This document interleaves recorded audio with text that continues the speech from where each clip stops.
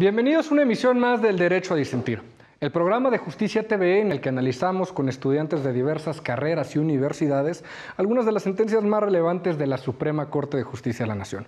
Hoy vamos a platicar sobre el amparo en revisión 405-2019 resuelto por la segunda sala bajo la ponencia del ministro Lainez. Vamos a analizar un tema muy interesante que es la distinción que hace un artículo de la ley del ISSSTE para hombres y mujeres, distinta edad para poder jubilarse. ¿Es esto constitucional? Yo soy Alejandro Telles, gracias por sintonizarnos. Comenzamos.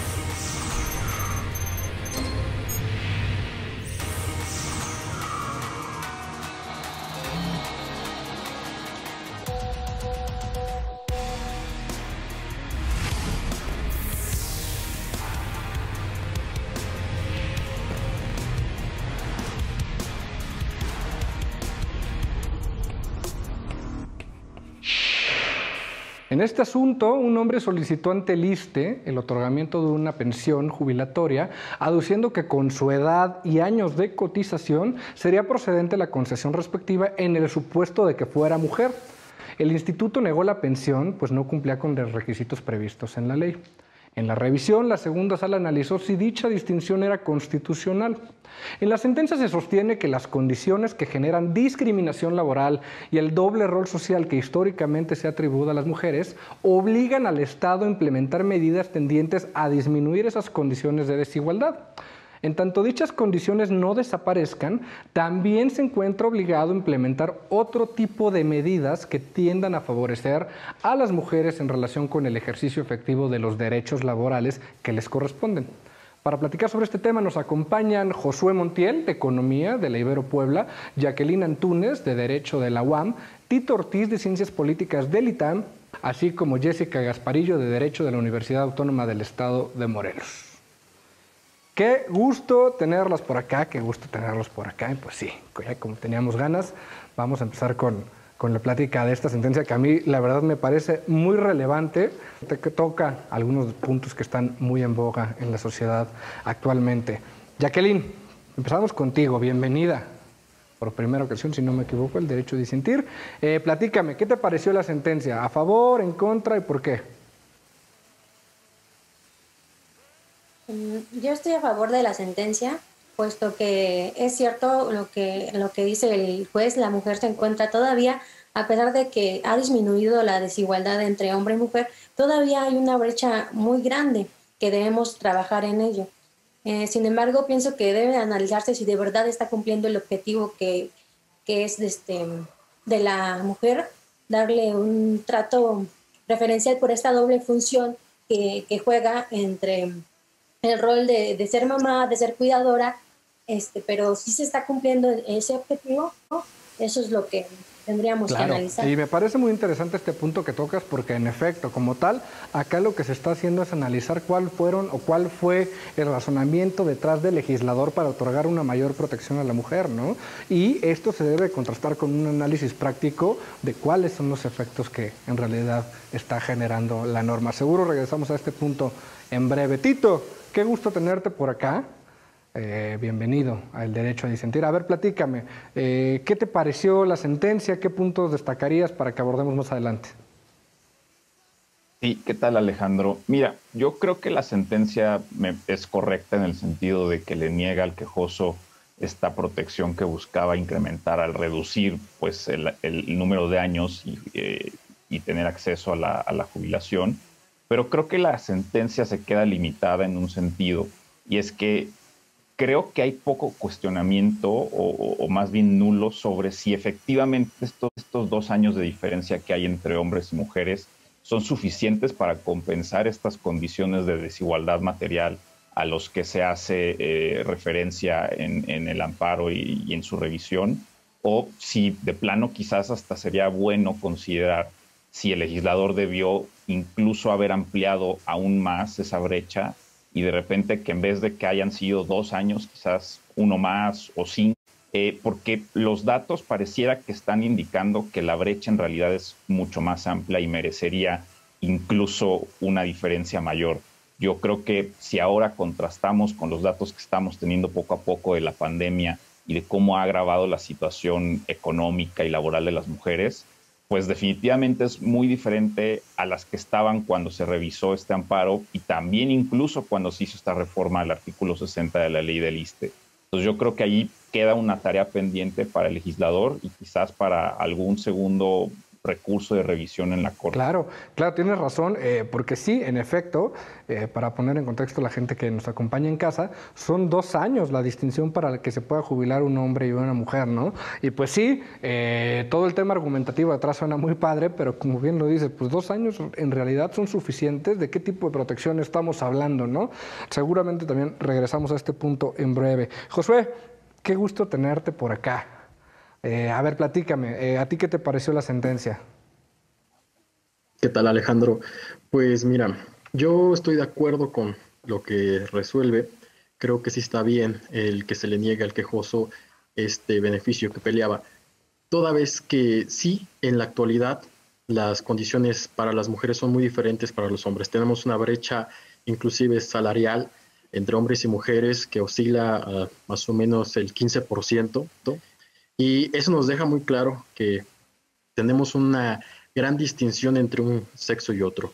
Ahora bien, no creo que el hecho de, pues, solo tener 2 años, como mencionaba Tito hace un momento, sea suficiente. Creo que esta acción afirmativa no resuelve ni de manera inmediata ni de fondo el problema. Si bien es una respuesta, una salida, pues, rápida, oportuna, pero creo que hay que hacer más de fondo. No solo es acortar el tiempo que una mujer necesita para poder jubilarse y pues poderse pensionar si está en las condiciones, sino que también deberíamos de garantizar que esta brecha salarial pues no esté tan amplia, ¿no? Poder llegar a un trato de igualdad. Es solo un punto de un problema mucho mayor desde mi perspectiva. Pues sí estoy de acuerdo cómo se resuelve, pero no creo que acabemos de fondo con un problema real, que es la diferencia y la discriminación que sí existe entre hombres y mujeres en el campo laboral. Este tema que tocas me parece muy importante, porque como bien lo dices, y aprovechando tu expertise en economía, el tema de discriminación hacia la mujer no solo implica un tema legal, ¿no? Sino implica un ámbito político, implica un ámbito social, implica un ámbito económico.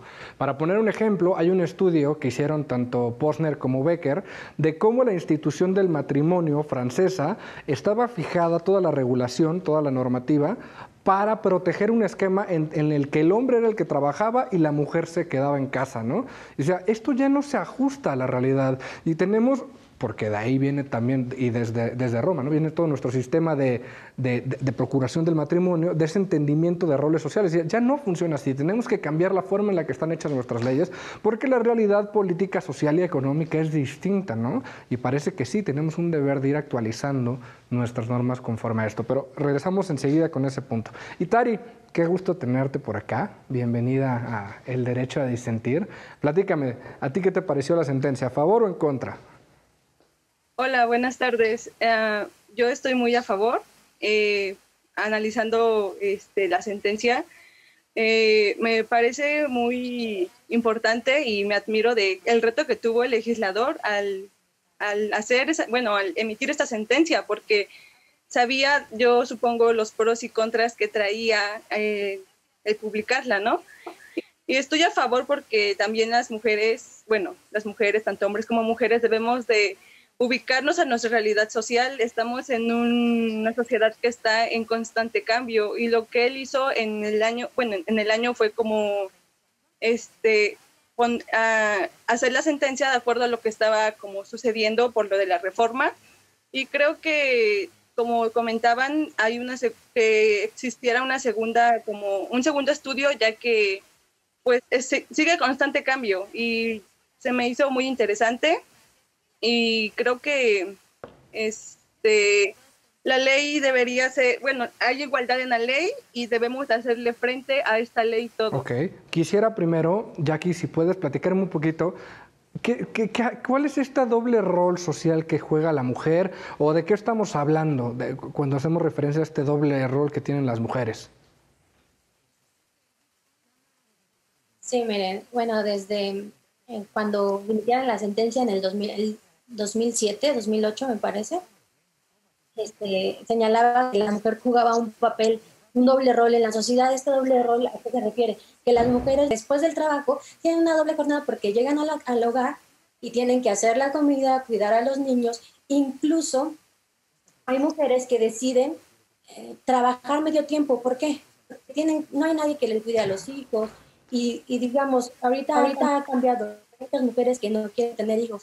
El papel de cuidadora siempre se le da a la mujer. ¿Por qué? ¿Qué pasa? No tienen hijos, pero tienen padres que son ancianos, que deben de cuidarlo. Y desafortunadamente, aunque tengan 6 hermanos y tengan una hija, la que la va a cuidar es la hija. Se le asume ese rol a la mujer. Y basta con ver los comerciales en las televisiones a quienes van dirigidos los productos, por ejemplo, de limpieza. Uno pensaría, ya estamos en el año 2021, ¿no? Ya no pasa, ya los hombres sí colaboran en el hogar. Pero pasa algo, ¿no? Que dicen, ya los hombres ayudan al hogar. Es algo que les correspondería a los dos, ¿no? Pero siempre se le atribuye que esto le pertenece a la mujer porque ella es la que tiene que fungir con este rol, ¿no? Entonces, hablamos de este doble rol porque las mujeres siempre se le ha atribuido a que ellas son las que deben de estar al cuidado, al servicio, ¿no? Oye, y es sorprendente que en pleno siglo... No, te escucho, ¿Sí? te escucho, perdón. Que siga existiendo como esto de que se le señala que el hombre ayuda a la mujer cuando se supone que es una tarea de los... No, esto es que justo te iba a interrumpir porque me parece, si uno se pone a reflexionar, en efecto, ¿no? Incluso cuando intentamos acercarnos en una perspectiva más igualitaria de lo que son las labores del hogar, siempre es el hombre bueno, ¿no? El hombre que dice, no, yo lavo los trastes contigo, como si estuviéramos nosotros haciendo un favor, pero eso implica que ya estamos reconociendo que no fuera una de nuestras tareas, ¿no? Y Tari, yo te preguntaría porque uno de los argumentos de los cuales parte el quejoso en algún punto es decir, a ver, pues cuando existía esta distinción de años entre hombres y mujeres es porque había una situación de desigualdad para la mujer, pero esto ha cambiado, ¿no? Y dice, es una acción afirmativa, tiene que estar sujeta a un tema temporal, que ya regresaremos a este tema de qué son las acciones afirmativas, pero parece ser que el quejoso nos quiere plantear que ya no existiera o que estuvieran disminuyendo, ¿no? esta brecha de desigualdades. ¿Tú qué opinas? ¿Cómo vamos en ese aspecto? Yo creo que hasta la fecha las mujeres seguimos en lucha por tener, bueno, ya existe como en ciertos ámbitos laborales, hasta inclusive en la escuela donde a las mujeres se les da esa libertad, pero si nos ponemos a analizar, no del todo se está dando, y yo creo que está bien que lo hagan porque así ven que nosotros, si quieren como decir, es que no, los hombres y las mujeres igual, que vean que también hay una ley que nos protege y que hay legisladores, en este caso el que dictó la sentencia, que él está adherido a nuestra realidad por la que nosotros estamos, pues como usted decía, la sociedad está cambiando y yo creo que más que nada depende de una educación que tenga uno mismo y también de ver nuestra familia, nuestra edad, cómo es el papel que desempeñan desde nuestras abuelas, desde nuestras madres, porque es nuestro arraigo el que nos hace ver el panorama en el que nos encontramos en casa, fuera de casa y más allá. Claro. Desde la ciencia política también, ¿cómo ves el tema? ¿Cómo ha avanzado este tema? ¿Y cómo hemos amoldado nuestras instituciones a esta nueva realidad, ¿no? A ver, que pudiera sonar muy lejano, pero no lo es así, ¿no? Es en los 50 cuando la mujer, por lo menos en México, adquiere la posibilidad o el derecho a votar, ¿no? Su inclusión en el mercado laboral también tiene muchísimas implicaciones. ¿Cómo va ese papel de la ciencia política de la mano con estos cambios? Pues mira, creo que ahorita lo más importante que tenemos en nuestro país, y es un reto que, por cierto, el Congreso no ha asumido del todo, es la formalización del Sistema Nacional de Cuidados, que busca precisamente brindar ese apoyo y ese acompañamiento a través de instituciones del Estado para evitar que sean las mujeres las que tengan que asumir ese rol simplemente porque es la expectativa social que existe alrededor de ello. Y creo que en ese sentido, algo interesante que toca la sentencia es también la idea de la construcción de discursos y narrativas sociales a partir de una u otra decisión que pudiera tomar la sentencia. Se revisa la posibilidad de que si esta diferencia en los años para la jubilación podría contribuir a que se reafirmen ideas de que la mujer corresponde a una esfera doméstica antes que a una esfera pública y que por lo tanto tiene trabajo. Pero finalmente lo que terminan decidiendo, lo que terminan opinando es todo lo contrario, ¿no? Hay una situación material de desigualdad que precisamente evita que las mujeres tengan acceso a la esfera pública y por lo tanto a condiciones idóneas de trabajo, y más bien la idea y la narrativa que se emite una vez que se ha tomado esta decisión es la de decirle a quien lea la sentencia, pues la cosa es que hasta que no haya una situación de igualdad que trascienda lo formal y que se lleve a lo material, no podemos hablar tampoco de que hay una verdadera representación de las mujeres en los espacios relevantes de la sociedad. Y creo que eso es bien interesante en la sentencia, porque creo que pasa de decir la igualdad es relevante a más o menos pues dibujar una idea de equidad, y una idea de equidad fundamentada en lo material, más allá de lo que está reflejado en el papel. Entonces, bueno, creo que mucho lo que vemos en la ciencia política y a través de ella en México es que estamos muy bien en el papel, pero aún en la forma y en la realidad y en condiciones palpables para grupos vulnerables, pues no tanto. Y es creo que el reto pendiente que tienen tanto quienes están en el Congreso como quienes están revisando estas decisiones en la Corte. Okay. Fíjate que de esto que comentas también, a mí me parecía, o por lo menos creo que es un tema complicado de entender, la parte de dónde distinguimos de retomemos la realidad y cuándo estamos partiendo de un estereotipo de género, ¿no? Que parece que es un tema de los que trae el quejoso a la sentencia, ¿no? Que dice, a ver, pues es que la norma está partiendo de un estereotipo de que ella se dedica al cuidado y ya no es así, no puedes... Hoy esa parte me cuesta un poco. Ahora yo te preguntaría, Josué, también desde el lado económico, ¿cómo ves? ¿Cómo ha ido este avance de la inclusión de la mujer y de su entendimiento, como decíamos, desde un plano de igualdad y de equidad? Mira, es muy fácil comentar en la actualidad que ya hay más medidas que permiten a las mujeres acceder a espacios donde no se podía. Hoy tenemos acciones afirmativas como las cuotas de género para las candidaturas, que da una falsa perspectiva o idea de que ya hay una igualdad, una equidad, que hay pues 50 y 50. Se están haciendo los esfuerzos para que en todo ámbito se llegue a eso. Pero en términos económicos no es así. Mira, para empezar, en México tenemos más del 50% una población de mujeres. Uh-huh. Estamos diciendo que hay una gran cantidad de mujeres en este país. Sin embargo, las gentes, de acuerdo a la última encuesta nacional de empleo y ocupación, nos dicen que solo un 20%, poco más del 20%, pues realmente se encuentran en un trabajo que da una remuneración, que tienen algún empleo, ya sea de medio tiempo, inclusive se considera parte del empleo informal. O sea, estamos diciendo que más del 50% de la población, solo de esa parte, un 20% trabaja y recibe un beneficio. O sea, estamos diciendo que hay una igualdad en ese sentido. Claro que no. Mira, hay otro dato muy importante que puede contextualizar la situación del momento. A inicios de la pandemia teníamos la participación de las mujeres en el campo laboral del 20%. Sin embargo, a raíz de la pandemia, de que hay un cierre general de las actividades no esenciales, sí hay reducción para tanto hombres como mujeres de personas que podrían volverse a incorporar a sus trabajos, pero la población económicamente activa del sector masculino cae 1.5%, pero la de las mujeres cae 5%.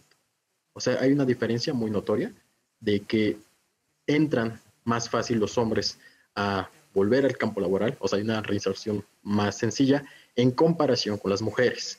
Sigue habiendo una desigualdad tremenda y reitero lo que mencioné hace un momento, la disparidad en el salario por el simple hecho de ser mujer es abismal, ¿no? De cada 100 pesos que gana un hombre, una mujer solo percibe 85 de esos 100. ¡Qué locura! Entonces, en términos económicos no hay realmente muchos avances. Por supuesto que gradualmente ha ido aumentando la población de mujeres trabajando, que reciben una remuneración, que tienen derecho a una pensión al jubilarse, pero no estamos alcanzando los niveles que esperamos y yo creo que las acciones afirmativas, como fue la respuesta de este amparo, son necesarias porque, repito, no resuelven el problema, no lo atienden de momento, pero sí permiten que poco a poco se vayan equilibrando las situaciones.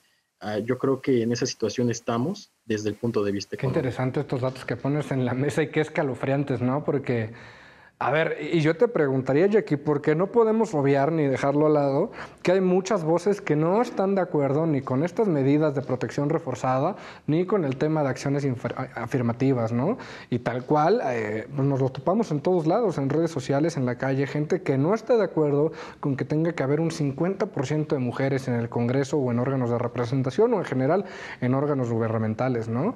Yo en lo particular he escuchado incluso voces que están en contra de que haya un vagón exclusivo para las mujeres, tanto en el Metrobús como en el metro, ¿no? ¿Qué le dirías a esa gente? ¿Por qué es necesaria esta protección? ¿Por qué está justificada, Jackie? Pues está justificada esta protección porque mientras sigue habiendo esa desigualdad, por ejemplo, ¿por qué se implementaron este división en los transportes? Pues por el acoso que había hacia las mujeres, ¿no? A mí me ha tocado muchísimas veces el acoso y esto no para, no para. Estamos luchando como sociedad, hay muchas marchas de las mujeres para pedir respeto, sin embargo, todavía no se logra. Debemos de luchar para lograr esto.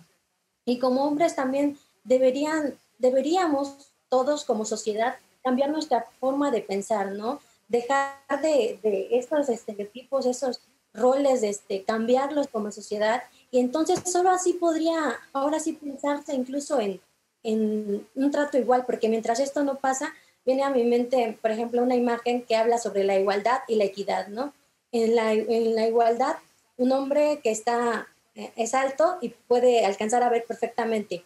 Un hombre que es un poco más chaparrito que el otro y necesita a lo mejor un banquito más, ¿no? Pero hay otro más chaparrito que necesita uno más grande, ¿no? Una ayuda más grande. Pero si se les da a todos igual, ¿qué va a pasar? El más alto va a alcanzar a ver aún más, el más chaparrito no va a alcanzar a ver aún así, y el otro, que es más chico, pues mucho menos, ¿no? Esto es lo que trata de hacer el juez, dar de alguna manera, una manera de recompensar a la mujer para equilibrar esa balanza, y aún así, en mi opinión, todavía eso no equilibra la balanza. Tendríamos que pensar más allá para ver qué otras medidas podríamos tomar para acabar con esta desigualdad, ¿no? Hablando en salarios y todo eso, y no solamente lo que dice el compañero Josué, es cierto, ¿no? De la brecha salarial que hay, pero no solamente en eso, incluso en la pensión, hay unas cifras que dice que datos de la Comisión Nacional del Sistema de Ahorro para el Retiro, ¿no? Dice que la pensión de una mujer puede ser 43% menor a la del hombre. Por la mayoría de ellas son afectadas durante su vida laboral por las actividades que desempeñan o el salario que perciben. De acuerdo con CONSAR, cerca del 60% de las mujeres ocupan puestos en el sector informal, como trabajos domésticos, empleos casuales o sin salario fijo, entre otros. Entonces, ¿qué les espera a esas mujeres que, por ejemplo, nunca tuvieron un empleo formal? Pues ellas nunca se van a pensionar, ¿no? Y nos estamos fijando que esta medida ayuda a las personas que tal vez tuvieron un trabajo formal, ¿no? Pero ¿qué pasa con aquellas que ni siquiera pudieron trabajar en un empleo donde se pudieran cotizar al ISSSTE, ¿no? Personas que tuvieron siempre un empleo, por ejemplo, de hacer qué hacer. Me parece impresionante este análisis que nos comparten las cuatro, porque creo que con base en esto podemos abordar lo que fue el primer argumento, ¿no? De la parte quejosa, cuando quiere decir, pues si ya estamos mejor que antes, ¿no? Por supuesto que no, y tenemos que entenderlo como mencionan, ¿no? El tema de protección a la mujer implica muchísimos temas en los cuales todavía estamos muy atrasados, desde que no pueden salir solas a la calle, no se pueden sentir seguras en el transporte público, no pueden tener las mismas condiciones salariales, no tienen acceso a los mismos puestos. Parece descarado, ¿no? Que alguien pudiera llegar a decir, no, pues ya estamos bien, ¿no? Pero bueno, con base en esto vamos a analizar en el segundo bloque la siguiente parte de la sentencia, entonces seguramente lo están disfrutando tanto como nosotros. Un pequeño corte y regresamos. Estamos de vuelta en el Derecho a Disentir por Justicia TV. Estamos analizando un tema trascendental y es que nos encontrábamos con una norma de la ley del ISSSTE que hacía una distinción de los años que eran necesarios para poderse jubilar cuando se trataba de hombres y mujeres. Se veía un número menor de años para las mujeres que para lo de los hombres. Y empezamos a platicar un poquito sobre si esto estaba justificado o no. Ya me empezaron a platicar un poquito cuál es el contexto, ¿no?, en el que nos desarrollamos, por qué era necesario una mayor protección a la mujer o por qué se preveía un caso de distinción, ¿no?, hacia la mujer. Me comentaban un poquito también lo que es este doble rol social que juega la mujer. Y ahora, en la última intervención de Jackie nos platicabas un poquito de esto, ¿no? ¿Cuál es el papel que tiene que tomar el creador de las leyes y el que aplica las leyes por cuanto a un tema de igualdad y de equidad, ¿no? Yo te preguntaría ahí, Tito, que abonaras un poquito a esto, ¿no? ¿De qué hablamos cuando mencionamos que el Estado tiene que actuar en protección de los más débiles, de emparejar la cancha con esta imagen, Jackie, que nos ponías muy clara y que creo que todos hemos visto en redes sociales, ¿no? ¿De qué va este tema? Pues mira, creo que este tema engloba un concepto fundamental que es el de la justicia social y podemos hablar, por ejemplo, del enfoque de capacidades de Amartya Sen, donde nos habla de cómo tiene que haber un órgano, en este caso el Estado, que ampare que los individuos tengan suficientes condiciones materiales para poder hacer un libre desarrollo de su identidad, poder alcanzar las metas que pues ellos tienen razones para valorar. Y si eso lo complementamos con las escalas de justicia de Nancy Fraser, ya no solo se trata de necesidades, sino también se trata de que estas personas en situación de vulnerabilidad tengan además un rol de representación y de agencia, es decir, no solamente son receptores de derechos, sino también tienen la posibilidad de decidir sobre cómo están recibiendo esos derechos, cuáles son las prioridades que considerar como tal. Y creo que en ese sentido es necesario que el Estado, y tal como se reafirma en la sentencia, tome acciones para combatir esta desigualdad material, pero debería trastocar eso y asegurarse que esta materialidad también se traslade a un órgano de representación y a una posibilidad de que estas personas, en este caso las mujeres, pues puedan utilizar este trabajo y los ingresos derivados de ellos para poder pues tomar decisiones relevantes, especialmente en un mundo donde muchas decisiones y muchos espacios de libertad tienen que ver con el ingreso de los salarios, con el nivel salarial, con las prestaciones, con todo este tema. Entonces, creo que sí, o sea, por eso ves que no hay de otra. El Estado tiene que hacerlo y tiene que hacerlo bien y tiene también que repensarse cómo es que lo está haciendo. Los autores que menciono también me parecen importantísimos e imprescindibles para poder abordar cualquier discusión de este tipo, ¿no? Pondría sobre la mesa también el tema, a ver, por cuanto a la creación de normas, ¿no?, y el velo de la ignorancia del que habla John Rawls, y de decir, a ver, pues en determinado momento, si nosotros en un ejercicio hipotético fuéramos a determinar cuáles son las normas que nos rigen, sin saber cuál es nuestro sexo, cuál es nuestra condición social, cuál es...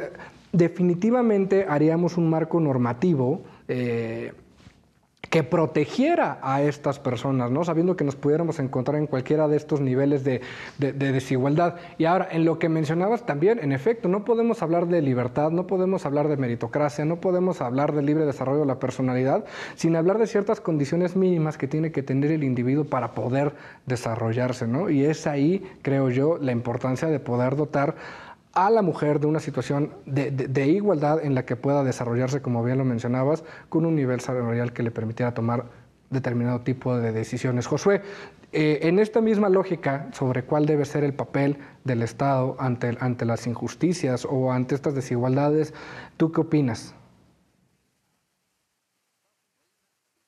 Mira, yo creo que el simple hecho de tener esta distinción, para llamarlo de alguna forma, de que las mujeres puedan jubilarse antes que los hombres, es una acción necesaria para compensar lo que hemos venido haciendo. Digo, ¿hasta qué año en la historia de nuestro país se le permitió a las mujeres tener acceso al voto? Y después poder ser ellas quienes ocuparan un espacio de representación. Y hasta ahorita venimos viendo, digo, en el tiempo que lleva la humanidad existiendo y que se dan todos estos sistemas complejos de organización, ¿cuánto tiempo pasó para que reconozcamos que no es un rol definido el ser ama de casa. O sea, el hecho de que tú seas mujer te limita solo a hacer eso, no. Entonces, yo creo que también habría que pensar cómo se concibe el Estado, cómo es que se crea este Estado en México con una visión paternalista de hombres y que obviamente por mucho tiempo estuvo protegiendo eso, ¿no? Difícilmente se daba este opción o este acceso el tema de que las mujeres pudieran también participar. Creo que no se acaba solo con decir que les damos mejores condiciones a las mujeres para poder jubilarse por cuestiones físicas, porque cumplen un doble rol y no caer tampoco en el error de decir es que con eso seguimos haciendo que el estereotipo permanezca, porque creo que es algo importante que dice la sentencia, que el quejoso, eso es lo que argumentaba, ¿no? Que el hecho de seguir haciendo esto podría provocar que se arraigara más el estereotipo, pero no es el sentido, no es la idea. No solo es trastocar el hecho de darle mayor facilidad a una mujer, sino de crear condiciones realmente para que la mujer pueda crecer y desarrollarse, y en el ámbito económico invitarlas más a través de políticas públicas que empoderen el papel de la mujer a que se incorporen a la economía. Porque, déjame decirte súper rápido, las mujeres son las mejores administradoras en este país, sobre todo si son amas de casa, y aportan mucho a la economía por el dinamismo y el intercambio que se hace día con día. Sin embargo, no tienen un peso importante en el mundo empresarial o laboral.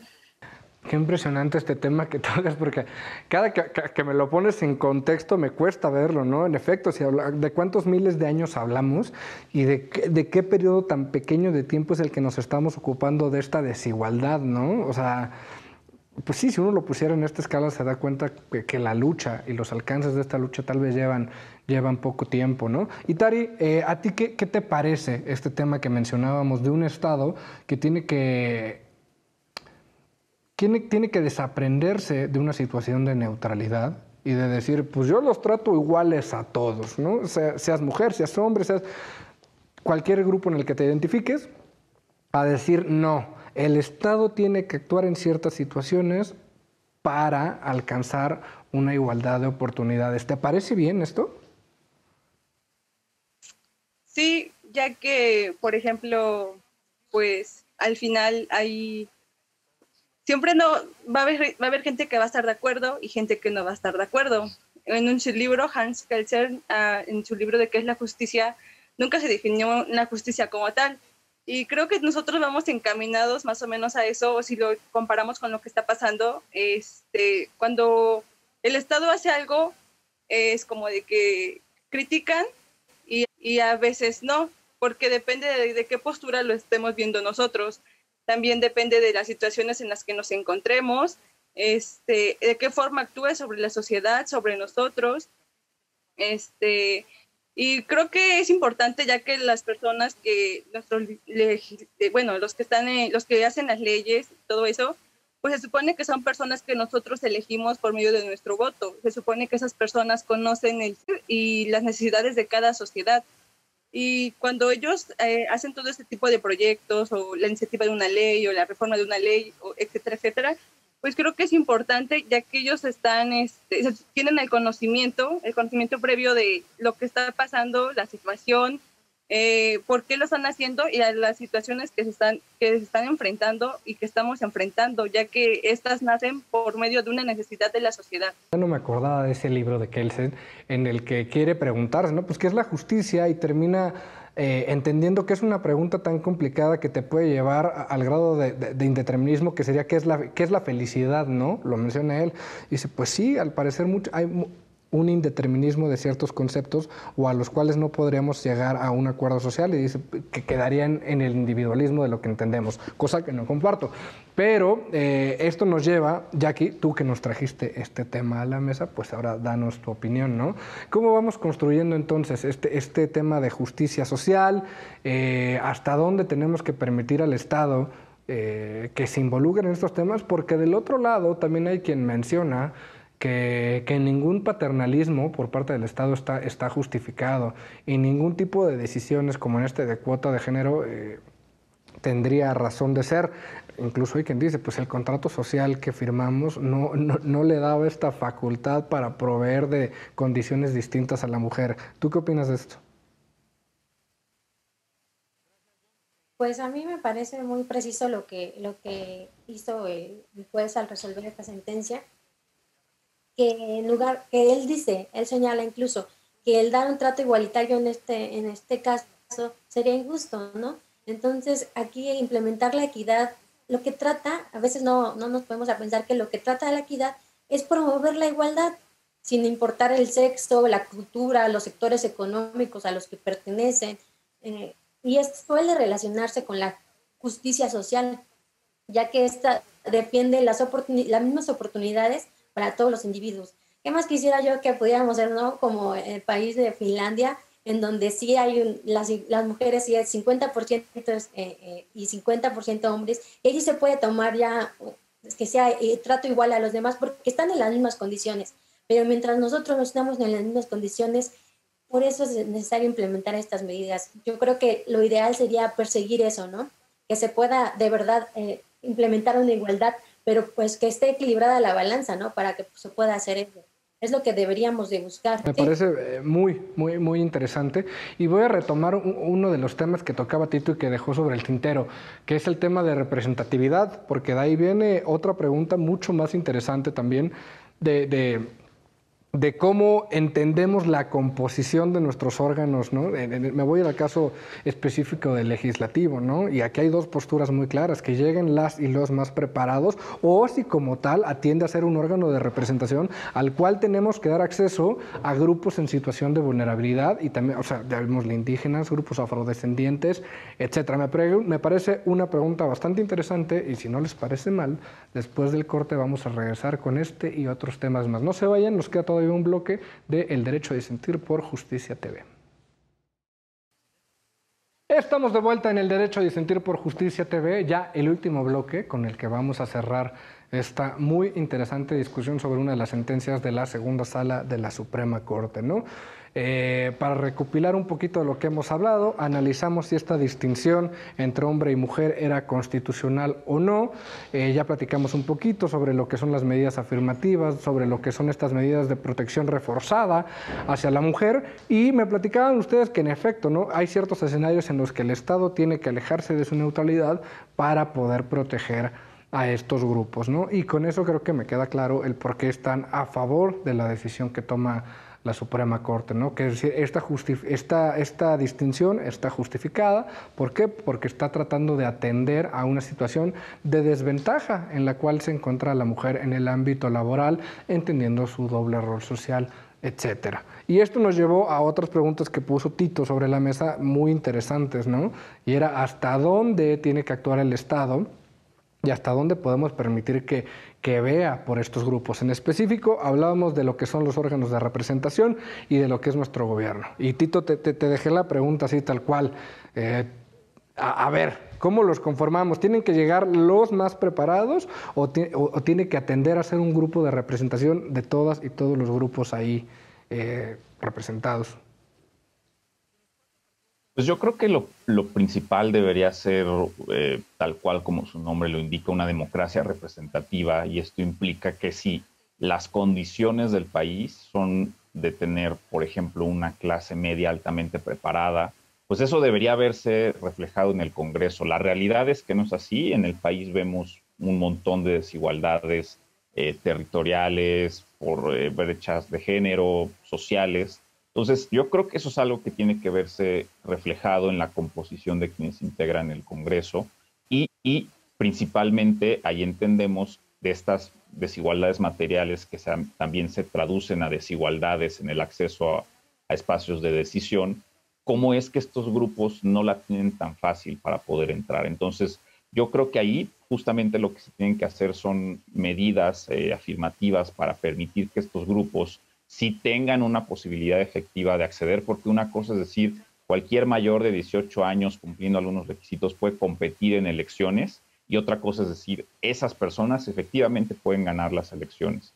Ahí hay otro tema interesante que es la diferencia entre representación descriptiva y representación efectiva. Justamente en este Congreso tenemos una legislatura paritaria, mitad y mitad, pero eso no refleja necesariamente que se vaya a legislar en función de un beneficio para el grupo minoritario, en este caso para las mujeres. Creo que ese es un problema, pero también es un problema que hay prácticas perversas en el sentido de también seguir reforzando este discurso de género, de tener mujeres y mandarlas a la Comisión de Educación o mandarlas a la Comisión de la Niñez y que no tengan, por ejemplo, la posibilidad de presidir la Comisión de Comunicaciones y Transportes, la de Energía.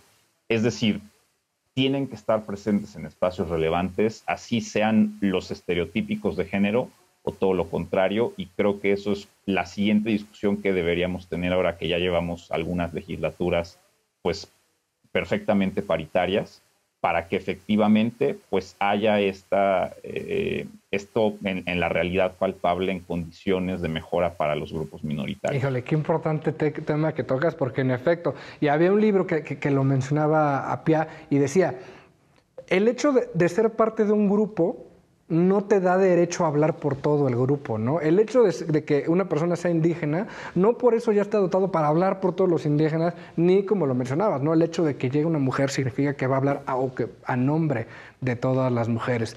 Y en efecto, también otro tema que tocas tangencialmente, pues es el tema de desigualdad que hay, ¿no? Fuera del discurso de que por ley cualquier persona mayor a determinada edad puede acceder a un cargo de elección popular.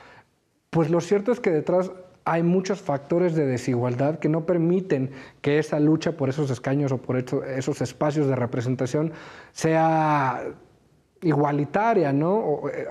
Por usar una palabra. Lo hablábamos también con algunos datos que nos ponía Josué. Hay brechas salariales no solo con el tema de mujeres, sino también por el tema de color de piel, ¿no?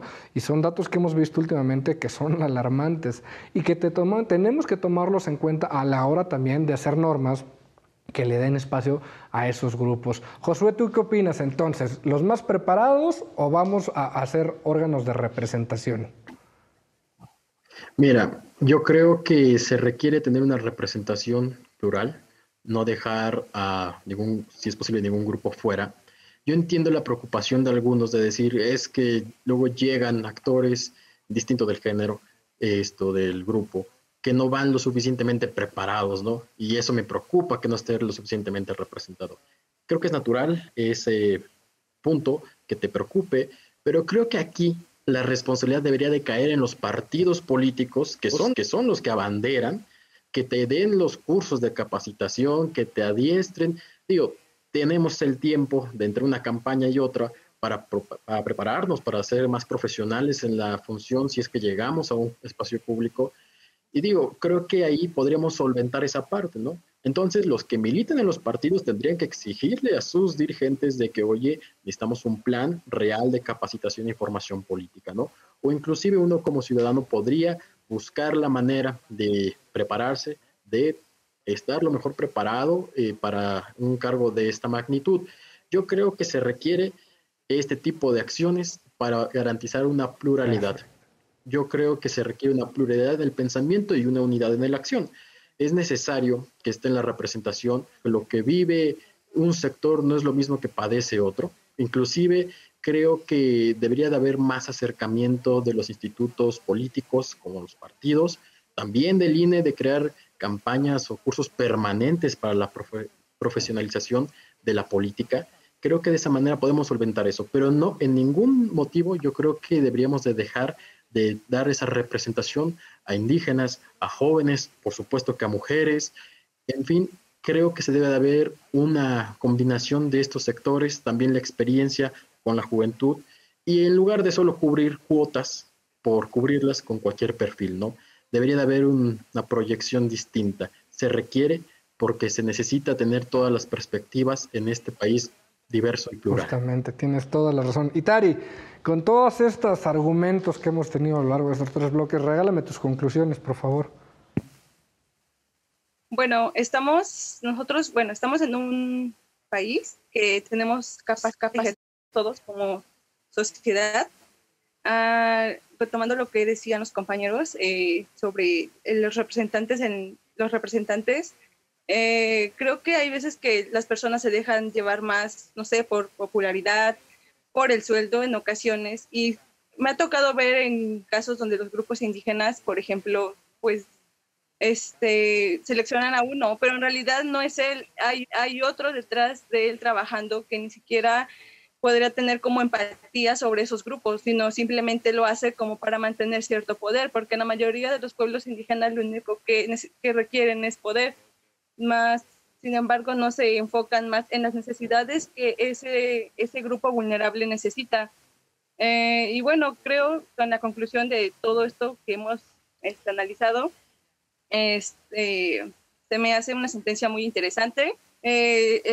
La decisión del legislador también creo que es la correcta, ya que él está protegiendo el derecho que tiene la mujer, tomó en consideración las condiciones en las que se encontraba y en las que nos seguimos encontrando todas, porque estamos, como repito, en una lucha constante.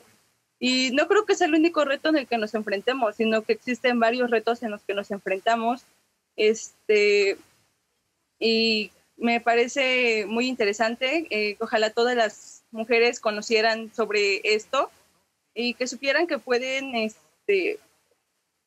hacer algo más, porque no todas conocen, no todas les abren los espacios, no todas saben, cuando firman un contrato laboral, no todas saben qué es lo que conlleva su contrato laboral, sino que abrirles más el panorama a lo que ellas están, pues podrían tener beneficio, sus derechos y a qué autoridades podrían recurrir en caso de que se omitan estos o en violación de sus derechos. Perfecto, muchísimas gracias a todos y a todos por estar aquí, les agradezco mucho, fue muy fructífero y lo destaco así, ¿no? Como ustedes lo señalan, la desigualdad ahí sigue y es una lucha por la cual tenemos que seguir levantándonos día a día. Muchísimas gracias en casa por acompañarnos, yo soy Alejandro Telles, esto fue El Derecho a Disentir por Justicia TV, nos vemos en la próxima.